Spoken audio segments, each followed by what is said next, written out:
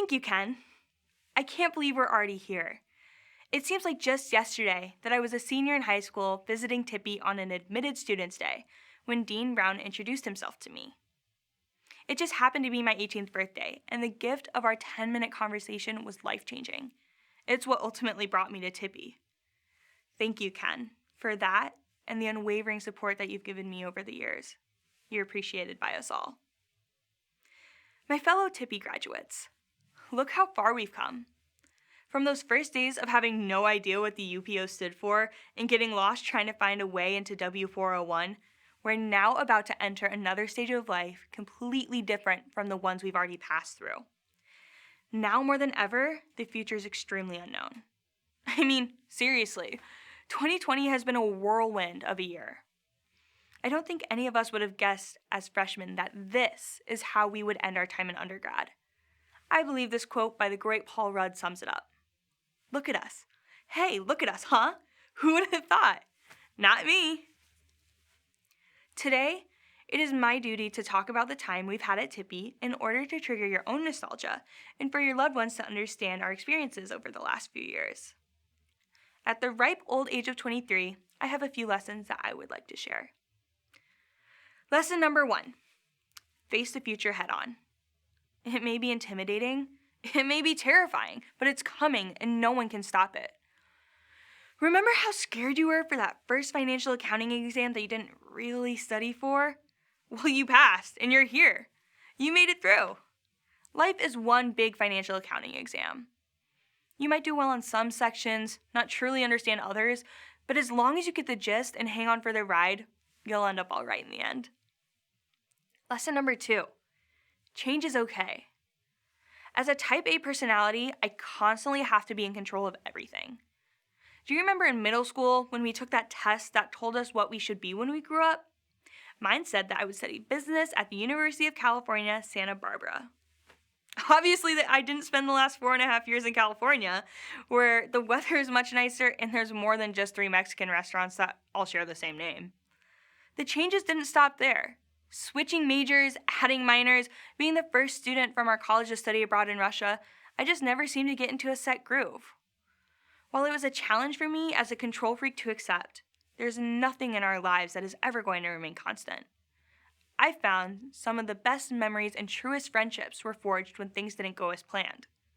I came into college thinking that I would be in a sorority, but I actually dropped out during fall rush. Another marketing student in my recruitment group also ended up not staying in a sorority. Her name may still be Katie Wong Recruitment in my phone, but to this day, she is one of my closest friends. Lesson number 3, failure does not define you. Your grades don't either. You may think in order to be commencement speaker, you have to be the top of your class. That's what I thought too, but here I am. Since this speech is pre-recorded, when it airs, I will be sitting next to my family, who are not all privy to the fact that I failed Stats for Biz the fall of junior year. Heading into spring, my esteem was the lowest it's been since high school. I felt unworthy and that I would never amount to anything because I let this grade define me as a person. That same semester, as I was retaking a failed course, I landed an internship in New York City where I spent the summer of 2019. If you would have told me the week after fall finals while I was sick on my bathroom floor with grief that I would be moving to the Big Apple in 6 months, I wouldn't have believed you. But I did. The moral of this story, you can build yourself up once again after failing. You are more than the GPA you're graduating with today. You are a person made up of experiences and memories and all these immeasurable factors that speak volumes more than a failed class. Remember that going forward, because if you haven't failed yet, you will, and it hurts. But also remember that my story is not unique. Even if you fall down 7 times, make sure to stand up 8. Lesson number 4, you determine your own path. As we're all December graduates, it would appear that we've each taken a quote-unquote non-traditional path in college.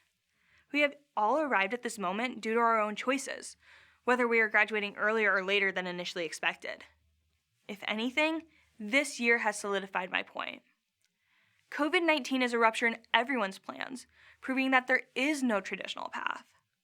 All you can control is how you let it impact you. I don't want the focus of today to be on the pandemic. COVID-19 has been a detour that has rocked all of our worlds. Think of all the memories made on this campus before March. Going to football games with freshman year floor friends, eating at Poncheros way too many times in 1 week, and dancing at homecoming concerts to artists we've never heard of before. For me, it was Lizzo. There has been so much good throughout our shared Iowa experience that you shouldn't let this moment in history make you forget those fun times. I hope you're proud of what you've accomplished, despite the challenges. You won. You've made it through. I would like to take a moment for each of us to acknowledge our friends and family members who helped us get to this point.